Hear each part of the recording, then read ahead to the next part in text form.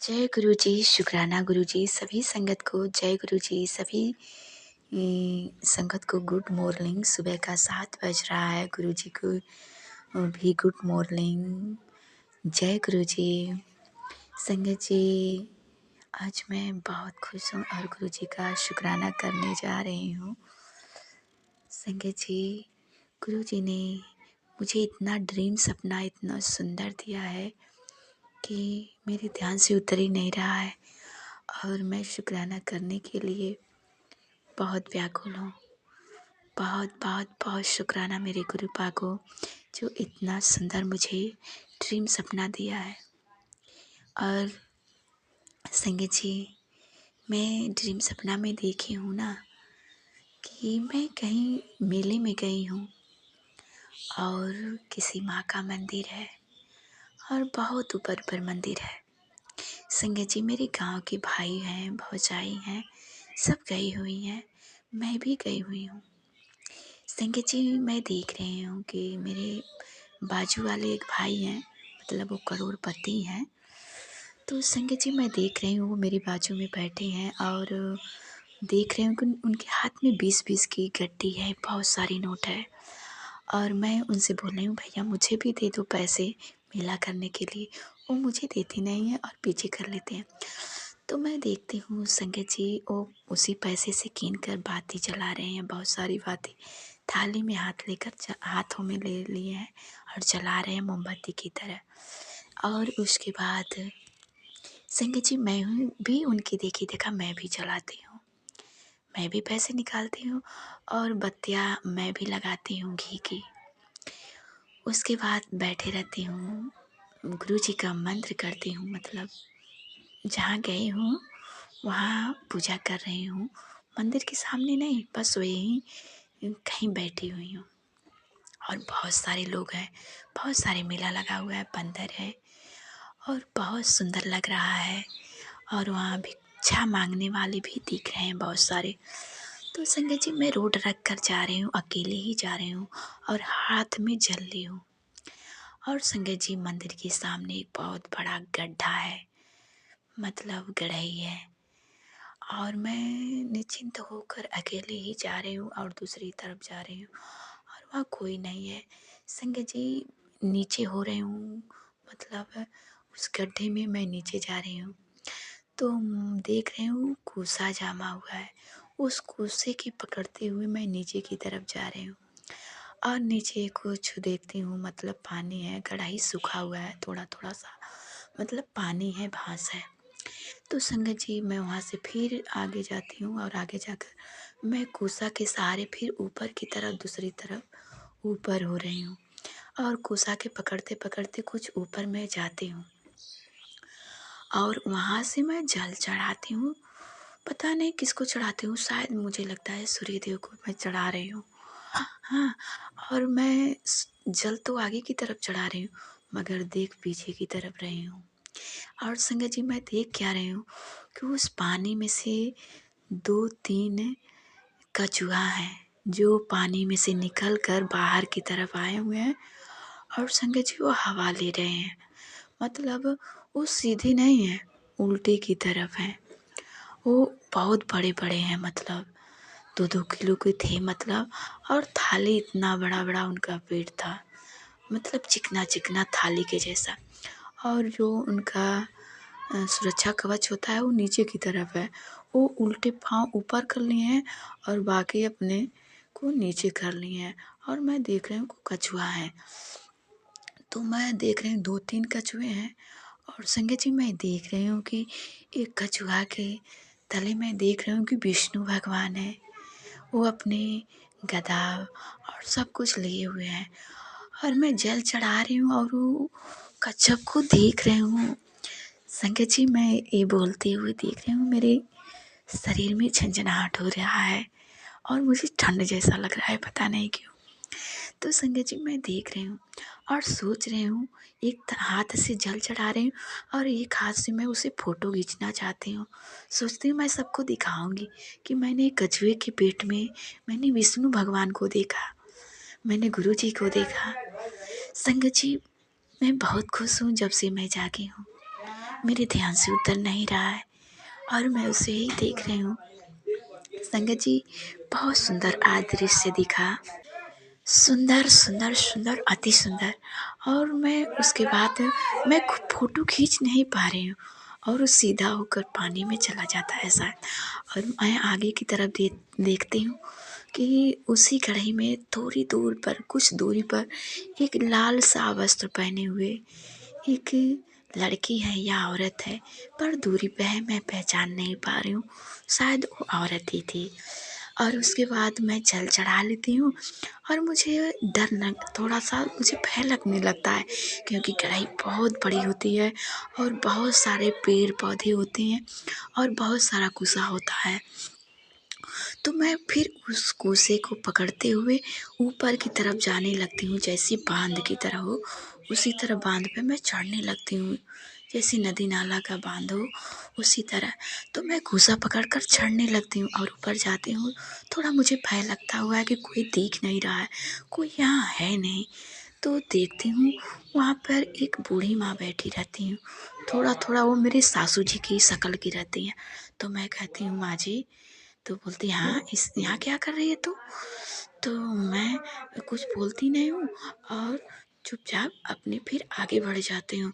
फिर संगत जी, मैं देख रही हूँ हिठाने के लिए पड़ता है, फिर गड्ढा पड़ता है, मतलब मैं फिर कुर्सी के सहारे कुर्सी को पकड़ते पकड़ते मैं फिर उठाती हूँ, फिर उपराती हूँ और फिर रास्ता पकड़ लेती हूँ और फिर मंदिर की तरफ जाने लगती हूँ।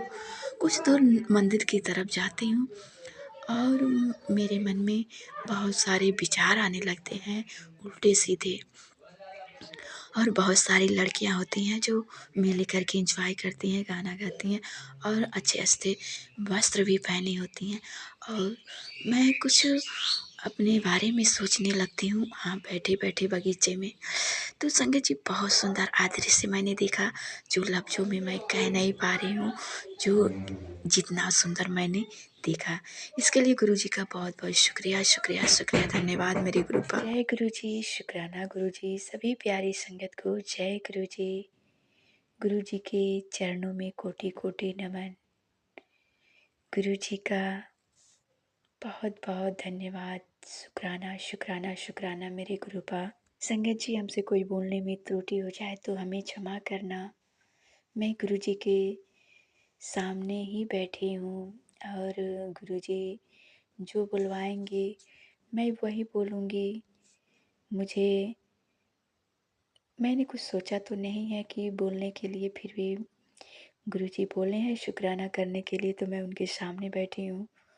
जो भी कुछ बोलूँगी उन्हीं की कृपा से बोलूँगी, उन्हीं के आशीर्वाद से बोलूँगी। गुरु जी का कृपा हम पे बहुत है, जो उनके क्षेत्र छाया में हूँ। मेरा पूरा परिवार उनके क्षेत्र छाया में है।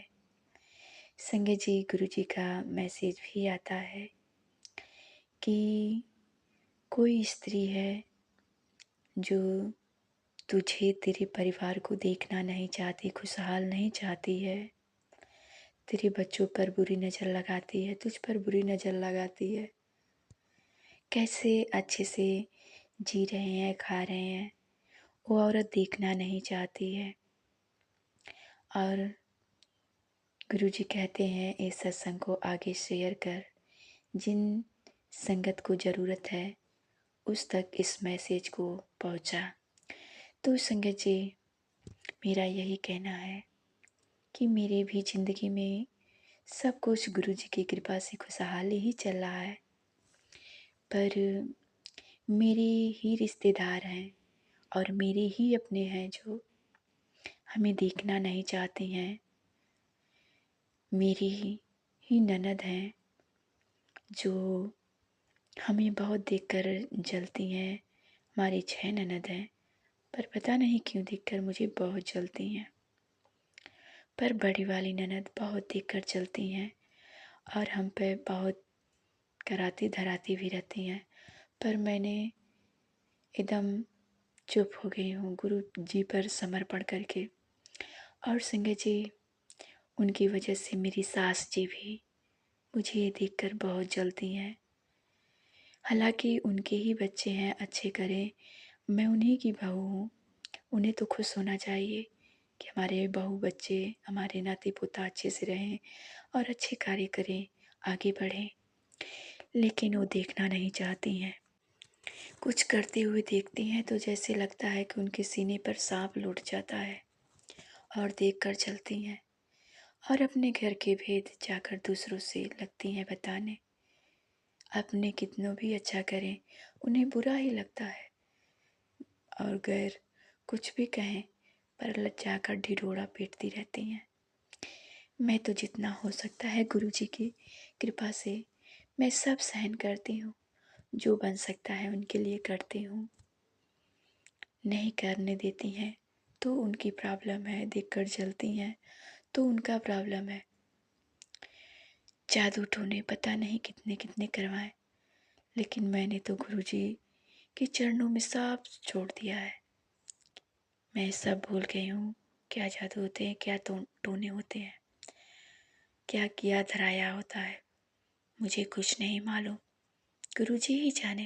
मैं तो गुरुजी का मंत्र, गुरुजी का शुक्राना और गुरुजी का ध्यान के सिवा कुछ नहीं जानती। मैं उनके पर ध्यान लगाती हूँ और उनके छत्र छाया में रहती हूँ।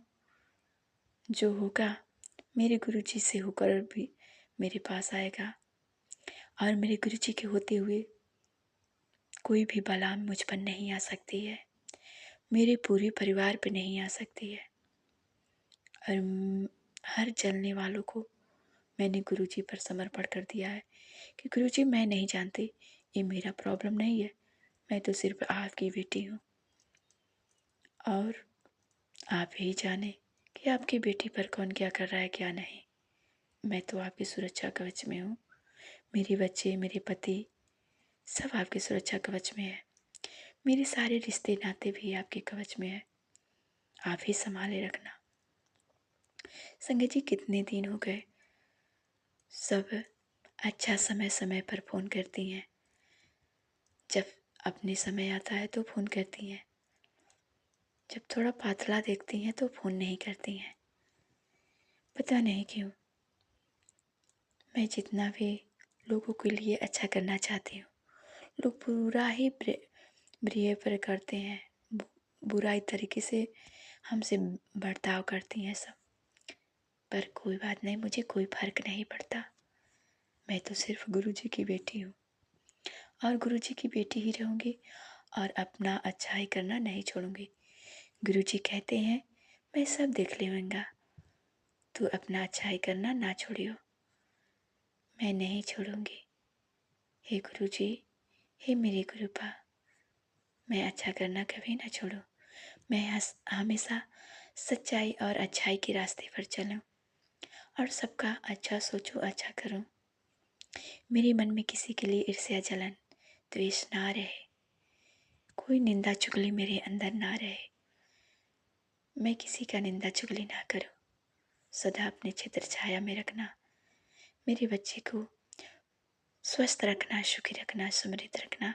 वो अच्छे से पढ़ें, आगे बढ़ें, उन्हें संस्कारी बनाना गुरुपा।